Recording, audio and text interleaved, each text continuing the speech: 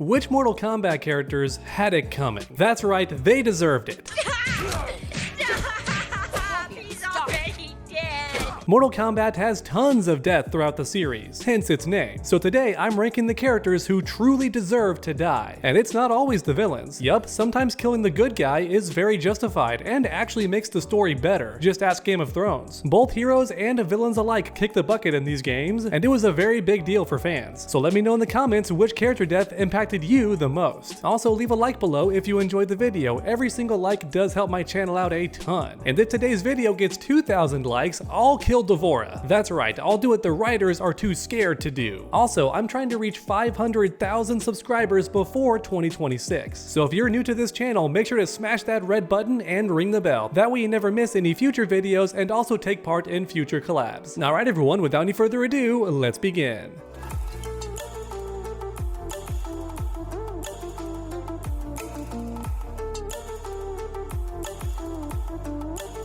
Okay, Mortal Kombat characters who deserve to die. First up is Quan Chi, without a doubt. His death in Mortal Kombat X was so satisfying.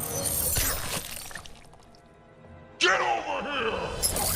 Because not only was Quan Chi evil in all the games, but also he was smug the entire time, which made his death even more satisfying. Watching his nuts get stomped in and then the beheading, oh, it was so satisfying. Watching a truly evil character die is always a joy. If Quan Chi had a mustache, I swear he'd be twirling it the entire time, and honestly, I'm not even sure why Quan Chi is evil. It seems like he's bad just for the fun of it. With Shang Tsung, I kinda get it. The man wants ultimate control because he's trying to escape control himself, usually by Shao Kahn. But for Quan Chi, he's just being evil for the sake of it, so yeah, watching him die was amazing. But to make things even better, his own god didn't revive him afterwards, which is something Shinnok can do, but he just doesn't. Rip bozo, that's why you never served the villains, Quan Chi, you big stupid. Alright, to death number 2, Liu Kang. Yep, like mentioned earlier, sometimes heroes dying is a good thing. I hate saying that because I love Liu Kang, but you can't save Earthrealm 3 different times and not get jumped. Let's just be real, the villains are gonna team up and go straight for you, because that's the only way they can win, and they're not gonna let you keep saving the day. They'll find a way to get you dead, which is exactly what happens in Deadly Alliance. And honestly, the writers were so real for doing this. It felt realistic for Liu Kang to die in a very morbid way. You know, the heroes don't always win. The main hero can be killed. He's not invulnerable. More fighting games need to do this. Take notes, alright? Kill off your main character, or at least get rid of them for a game, and force the side characters to do something now. Liu Kang dying took the entire series in a different direction, and it felt so refreshing to have new main characters and new plots. Looking back on it, the only downside is how bro died, losing to one backshot. Come on, Liu Kang, you're better than that. Then again, perhaps the budget didn't allow for a longer fight. Rest in peace to my virgin king. Someone get this man a waifu cup right now. Gamersubs has a new one, and Liu Kang deserves it. So do you, by the way. Use my link down below and get your new waifu cup today. It even glows in the dark, man. Come on, how cool is that? But guess what? Gamersubs also has tons of cool merch. I really like some of their new shirts and hoodies. Plus, they have amazing cups lately too. Look at how the art wraps all the way around the cup. It's so cool. Yeah, Gamersubs has been killing it lately. They have tons of cool stuff to buy. So check them out with my link down below and get a discount. Next up, let's talk about Twindel, otherwise known as Evil Sindel, the retconned version in Mortal Kombat 11 that was bad the entire time and betrayed everyone. Twindel is easily the most evil character in Mortal Kombat history, and that's saying a lot. She betrayed her husband and father of her child just because Shao Kahn had nicer abs. And I wish I was joking about that, but Twindel just wants power, and actually killed King Jerrod herself in this new timeline. Then later on, she beats her own daughter to near death because she wants yet more power. Oh, and before that, she captured Johnny and Sonya to,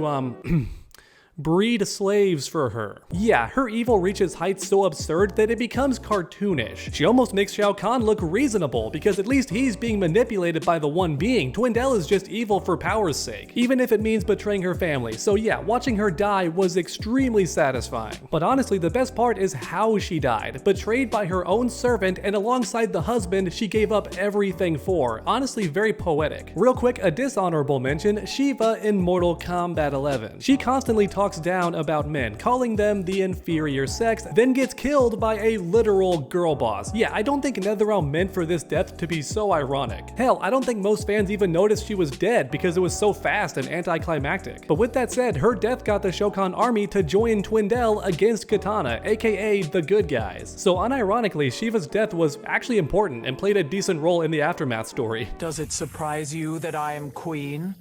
No, but I miss your skimpier attire.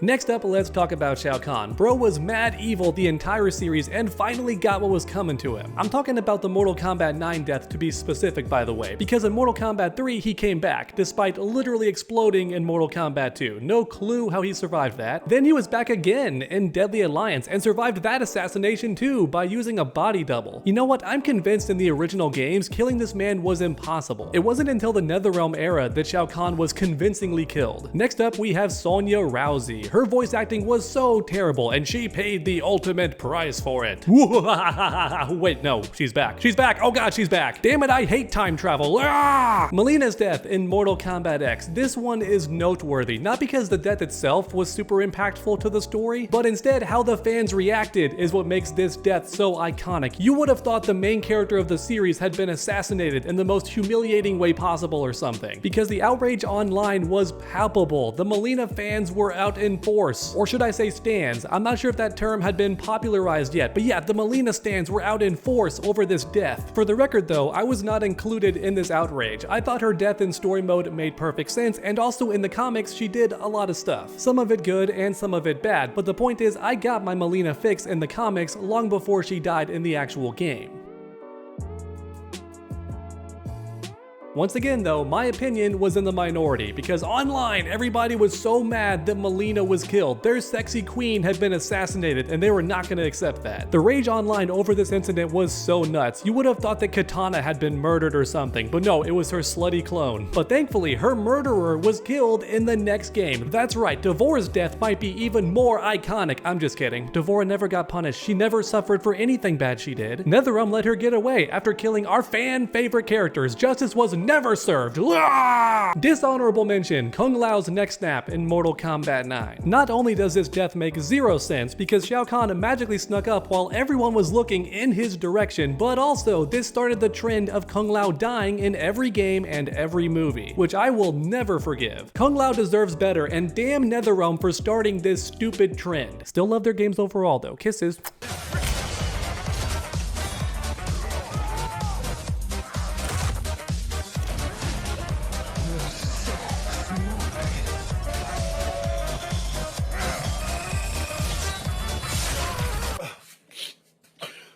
Raiden's Harakiri in Mortal Kombat Deception. This death was especially epic because it showed all of us how powerful Onaga was. Raiden has never been this desperate ever. The man nuked himself just for the chance at killing Onaga, just the possibility of it working out, and it didn't. Raiden completely failed, killed himself and the Deadly Alliance. But Onaga wasn't even scratched, proving how overpowered the Dragon King truly is. Plus, we got Dark Raiden out of this too, which was dope, and he stuck around for 2 games, unlike in Mortal Kombat 11 when he died immediately in Chapter 2. Man, I still get angry about that. Why did NetherRealm set up such an interesting concept just to abandon it immediately? Why do they keep doing it is a better question. Alright, but now finally to end today's video, we have perhaps the most important death in all of Mortal Kombat history, and that is the death of Mortal Kombat 1 itself. Yup, this game dying was a battle cry from fans everywhere, because MK1 released in an unfinished state with tons of microtransactions and also made massive changes to fan favorite characters, none of which was a good idea. And if you want to truly understand how much fans hate Mortal Kombat 1, then just make a video roasting it and watch the whole thing go viral. I can speak from first-hand experience because it worked for me. Almost 2 years later, I made a hate video about Mortal Kombat 1 and it got 100,000 views. How crazy is that? But it shows how salty fans are about Mortal Kombat 1. I think the gameplay was pretty good personally, but hopefully developers learned from this whole situation, because if so, then Mortal Kombat 1 dying was the most most important death in the history of the series. Now hopefully the writers won't change too much about existing characters or do annoying microtransactions, none of that stuff. Alright everyone, and there you have it, the most important deaths throughout the Mortal Kombat series according to me, but in the comments let me know if I missed any other important deaths. Because like mentioned earlier at the start of this video, the series has a lot. It is called Mortal Kombat after all, so it makes sense that there's tons of dying. I know earlier I promised to kill D'Vorah if we get 2,000 likes, but then on top of that, how about a sequel video? That's right, if today's video gets 2,000 likes, then I'll make a sequel about the dumbest deaths in Mortal Kombat, because there's quite a lot. And listen, I understand death is the main point of this series, but still, can the death actually be cool, or at least mean something? I don't think that's too much to ask. But yeah, thanks for watching everyone, and I hope you enjoyed. Make sure to subscribe and ring that bell so you never miss any future videos. I'm trying to reach 500,000 subscribers. Let's accomplish this goal together. Make sure to come back next time everyone, and as always, stay underdogs.